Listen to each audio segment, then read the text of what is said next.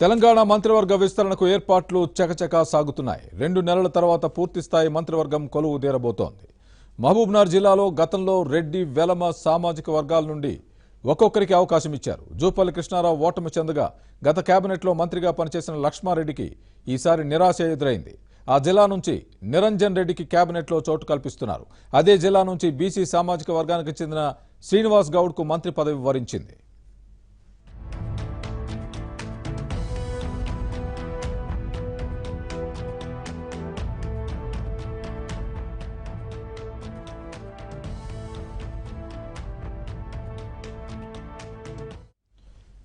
నల్లగొండ జిల్లా నుంచి జగదీష్ రెడ్డికి మళ్లీ అవకాశం దక్కింది. నల్లగొండ కోటాలో ఎమ్మెల్సీ పల్లా రాజేశ్వర్ రెడ్డి, గుత్తా సుఖేందర్ రెడ్డిలకు కూడా కేబినెట్ బెర్త్ లభిస్తుందని ప్రచారం జరిగినా కేసీఆర్ జగదీశ్వర్ రెడ్డి వైపే మొగ్గు చూపారు. ఉమ్మడి వరంగల్ జిల్లా నుంచి సీనియర్ నేత ఎర్రబెల్లి దయాకర్ రావుకు కేబినెట్ బెర్త్ ఖరారైంది. 6 సార్లు ఎమ్మెల్యేగా గెలిచిన అనుభవంతో పాటు ఒక్కసారి కూడా మంత్రిగా అవకాశం రాలేదనే సానుభూతి ఎర్రబెల్లిపై ఉంది.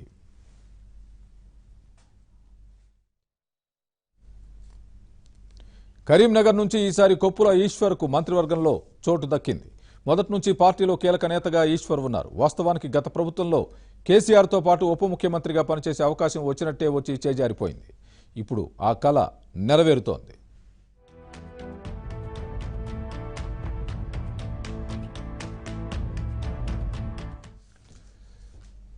ఆదిలాబాద్ జిల్లా నుంచి ఇంద్రకరణ్ రెడ్డికి మంత్రి పదవి దక్కుతోంది. గతంలో దేవాదాయ శాఖ మంత్రిగా పనిచేసిన వారందరూ ఓటమి పాలైనా ఇంద్రకరణ్ మాత్రం విజయం సాధించారు.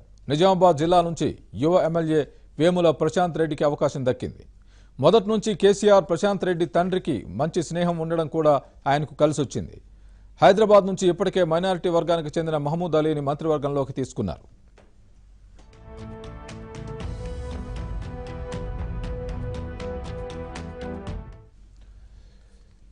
బీసీ కోటా నుంచి తలసాని శ్రీనివాస్ యాదవ్కు చోటు కల్పించారు. రంగారెడ్డి జిల్లా నుంచి మేడ్చల్ ఎమ్మెల్యే మల్లారెడ్డికి కూడా మంత్రివర్గంలో చోటు దాదాపుగా ఖరారైంది.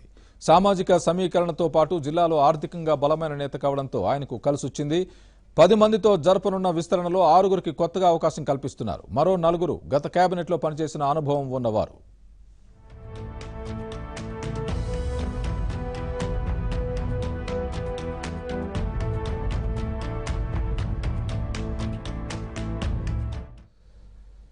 పది మంది మంత్రులలో రెడ్డి సామాజిక వర్గం నుండి 4, వెలమ సామాజిక వర్గం నుండి 1, బీసీ సామాజిక వర్గం నుండి 2, ఎస్సీ మాల సామాజిక వర్గం నుండి 1కి మంత్రి పదవులు కట్టబెట్టబోతున్నారు కేసీఆర్. ఈ విస్తరణలో ఒక్క ఖమ్మం జిల్లా మినహా అన్ని ఉమ్మడి జిల్లాలకు ప్రాతినిధ్యం లభిస్తున్నట్లయింది. లోక్సభ ఎన్నికల తర్వాత ఎస్సీ, బీసీ, ఎస్టీ సామాజిక వర్గాల నుండి ఒక్కొక్కరిని, వెలమ సామాజిక వర్గం నుండి హరీష్, కేటీఆర్, మహిళా కోటా నుండి మరో రెడ్డి సామాజిక వర్గానికి చెందిన మహిళా నేతను కేబినెట్లోకి తీసుకోవాలని కేసీఆర్ భావిస్తున్నట్లు టీఆర్ఎస్ వర్గాలు చెబుతున్నాయి.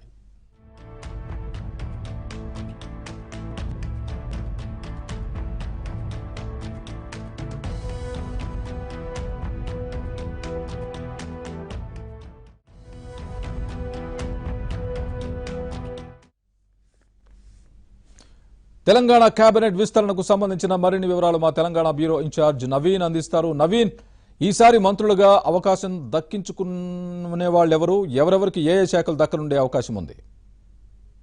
స్వామి, ఎప్పుడెప్పుడు అని ఎదురు చూస్తున్న తెలంగాణ మంత్రివర్గ విస్తరణకు ముహూర్తం ఇదివరకే ఖరారైపోయింది. ముఖ్యమంత్రి కేసీఆర్ 3 రోజుల క్రితం గవర్నర్ని కలిసి రేపు ఉదయం 11:30 మంత్రివర్గ విస్తరణకు నిర్ణయించుకున్నట్టుగా ఆయన గవర్నర్కు సమాచారం అందించారు. సో ఇప్పటికే కొత్తగా మంత్రి పదవి చేపట్టేటువంటి అంటే ప్రమాణ స్వీకారం చేసేటువంటి నేతలందరికీ కూడా ఇటు ముఖ్యమంత్రి కేసీఆర్ తన క్యాంప్ కార్యాలయం నుంచి ఫోన్లు చేసి మరి వాళ్ళందరినీ కూడా అభినందించారు. సో ఇప్పటి వరకు మనకు అందించినటువంటి సమాచారం మేరకు 9 మంది టీఆర్ఎస్ పార్టీకి సంబంధించినటువంటి ఎమ్మెల్యేలకి మంత్రి పదవులను కేసీఆర్ ఆఫర్ చేశారు. సో వాళ్ళందరూ కూడా రేపు ఉదయం 11:30 రాజ్భవన్లో మంత్రులుగా ప్రమాణ స్వీకారం చేయబోతున్నారు.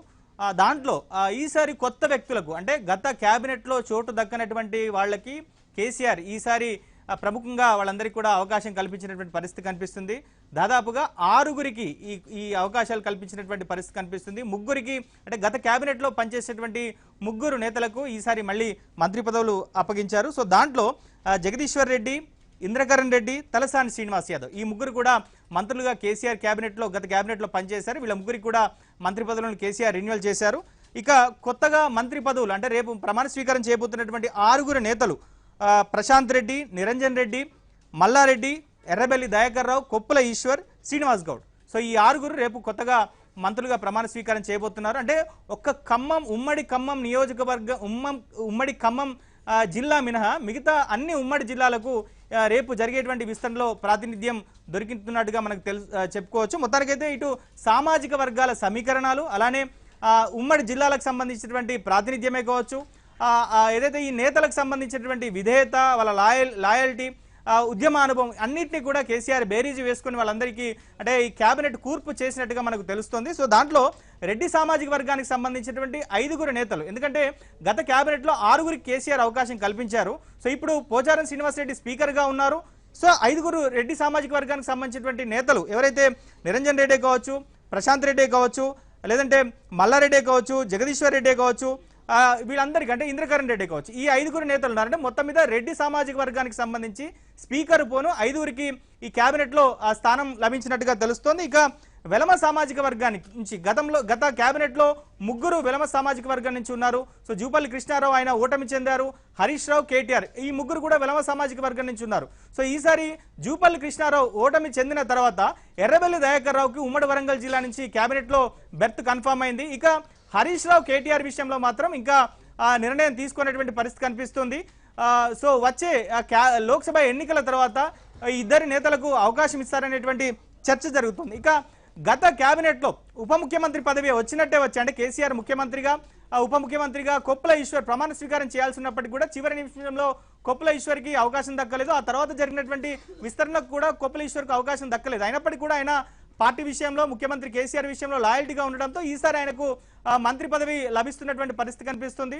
సో ఎస్సీ కోటాలో మాల కోటా నుంచి కొప్పుల ఈశ్వర్ ప్రమాణ స్వీకారం చేయబోతున్నారు మంత్రిగా. ఇక గత క్యాబినెట్లో 4 ప్రధాన కులాల నుంచి బీసీల నుంచి 4 క్యాబినెట్లో స్థానం లభించింది. దాంట్లో యాదవ సామాజిక వర్గం నుంచి తలసాని శ్రీనివాస్ యాదవ్, కాపు సామాజిక వర్గం నుంచి జోగురామన్న, అలానే ముదిరాజ్ సామాజిక వర్గం నుంచి ఈటల రాజేందర్, అలానే గౌడ సామాజిక వర్గం నుంచి పద్మారావు గౌడ్కి స్థానం లభించింది. అయితే ఈసారి పద్మారావు గౌడ్కి డిప్యూటీ స్పీకర్గా కేసీఆర్ పంపిస్తున్నారు. ఆయన స్థానంలో మహబూబ్ నగర్ జిల్లాకు సంబంధించినటువంటి మహబూబ్ నగర్ ఎమ్మెల్యే శ్రీనివాస్ గౌడ్కి మంత్రి పదవిని కేసీఆర్ ఇస్తున్నారు. రేపు ప్రమాణ స్వీకారం చేయబోతున్నారు. అలానే మరో బీసీ నేత తలసాని శ్రీనివాస్ యాదవ్కి మంత్రి పదవి కేసీఆర్ మళ్ళీ రెన్యువల్ చేస్తారు. ఇక 2 కులాలకు సంబంధించి బీసీ కులాలకు సంబంధించినటువంటి మంత్రి పదవి ఇవ్వాల్సినటువంటి అవసరం ఉంది. దాంట్లో ముదిరాజ్ అలానే కాపు సామాజిక వర్గానికి సంబంధించి. అయితే ఈ 2 బీసీ సామాజిక వర్గాలకు సంబంధించినటువంటి నేతలకు వచ్చే అంటే లోక్సభ ఎన్నికల తర్వాత జరిగేటువంటి విస్తరణలో చోటు దక్కేటువంటి అవకాశాలు అయితే మనకు స్పష్టంగా కనిపిస్తున్నాయి.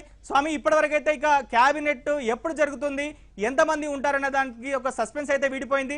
సో రేపు ఉదయం 11:30 గంటలకు క్యాబినెట్ విస్తరణ జరగబోతుంది. ఈ 9 మంది నేతలు రేపు మంత్రులుగా ప్రమాణ స్వీకారం చేయబోతున్నారు. సో మన దగ్గర ఉన్నటువంటి విశ్వసనీయ సమాచారం మేరకు ఈ 9 మందికి ఏ శాఖలు ఇస్తారనే దానిపైన కూడా ఒక క్లారిటీ వచ్చింది. సో ఇప్పటికే క్యాంపు కార్యాలయంలో దీనికి సంబంధించినటువంటి కేసీఆర్ కసరత్తు కూడా పూర్తి చేశారు. టీఆర్ఎస్ పార్టీలో కూడా చర్చ జరుగుతున్నటువంటి పరిస్థితి కనిపిస్తుంది. ఇప్పటికే ముఖ్యమంత్రి కేసీఆర్ వద్ద ఇరిగేషన్ శాఖ, పంచాయతీరాజ్ శాఖ 2 శాఖలను కూడా ఆయన నిర్వహిస్తున్నారు. ఇక సమాచార శాఖను కూడా కేసీఆర్ తానే నిర్వహిస్తానని చెప్పని ఇదివరకే చెప్పారు. ఇక ఈ 9 మంది నేతలకు ఏ శాఖలు ఇస్తారనే దానిపైన కూడా ఒక క్లారిటీ వచ్చింది. దాంట్లో నిరంజన్ రెడ్డికి ఆర్థిక శాఖ అంటే ఈటల రాజేందర్ గత క్యాబినెట్లో ఆర్థిక శాఖ, పౌర సరఫరాలు చూశారు. సో ఇప్పుడు నిరంజన్ రెడ్డి ఆర్థిక శాఖను నిర్వహించేటువంటి అవకాశాలు కనిపిస్తున్నాయి. ఇక శ్రీనివాస్ గౌడ్ ఎక్సైజ్ శాఖను నిర్వహించేటువంటి అవకాశాలు కనిపిస్తున్నాయి. తలసాని శ్రీనివాస్ యాదవ్ గత క్యాబినెట్లో పశుసంవర్ధక శాఖను నిర్వహించారు. సో ఇప్పుడు కూడా ఆయన పశుసంవర్ధక శాఖను నిర్వహించేటువంటి అవకాశాలు కనిపిస్తున్నాయి. ఎర్రబెల్లి దయాకర్ రావు రోడ్లు భవనాల శాఖను నిర్వహించేటువంటి అవకాశాలు కనిపిస్తున్నాయి. జగదీశ్వర్ రెడ్డి విద్య అలానే విద్యుత్ ఈ 2 శాఖలను కూడా ఆయన నిర్వహించేటువంటి అవకాశాలు కనిపిస్తున్నాయి. కొప్పుల ఈశ్వర్ వెల్ఫేర్ శాఖని అంటే సంక్షేమ శాఖ ఇప్పటికే కేసీఆర్ ఇదివరకే చెప్పారు. అన్ని అంటే దాదాపుగా ఒక సమరూపం ఉన్నటువంటి శాఖలన్నింటినీ కూడా ఒక గొడుగు కిందికి తీసుకొస్తానని చెప్పారు. అంటే గతంలో ఏదైతే వ్యవసాయ శాఖ ఒక మంత్రి దగ్గర ఉండేది, మార్కెటింగ్ శాఖ ఒక మంత్రి దగ్గర ఉండేది, పౌర సరఫరాల శాఖ ఒకరి దగ్గర ఉండేది. కానీ ఈసారి ఇలాంటి ఒకటే స్వభావం కలిగినటువంటి శాఖలన్నింటినీ కూడా ఒకే శాఖగా కిందికి తీసుకొస్తానని చెప్పని కేసీఆర్ చెప్పారు. కనుక వ్యవసాయ సంబంధమైనటువంటి అన్ని శాఖలని కూడా ప్రశాంత్ రెడ్డి నిర్వహించేటువంటి నిర్వహించేటువంటి అవకాశాలు కనిపిస్తున్నాయి. ఇక వెల్ఫేర్ కి సంబంధించినటువంటి అన్ని శాఖల్ని కూడా కొప్పుల ఈశ్వర్ నిర్వహించేటువంటి అవకాశాలు కనిపిస్తున్నాయి. మల్లారెడ్డి రవాణా శాఖ నిర్వహించేటువంటి అవకాశాలను, ఇక ఇంద్రకరణ్ రెడ్డి వైద్య ఆరోగ్య శాఖ నిర్వహించేటువంటి అవకాశాలు స్పష్టంగా కనిపిస్తున్నాయి. సో మొత్తానికైతే ఈసారి 9 మంది నేతలతో కేసీఆర్ విస్తరణ చేయబోతున్నారు.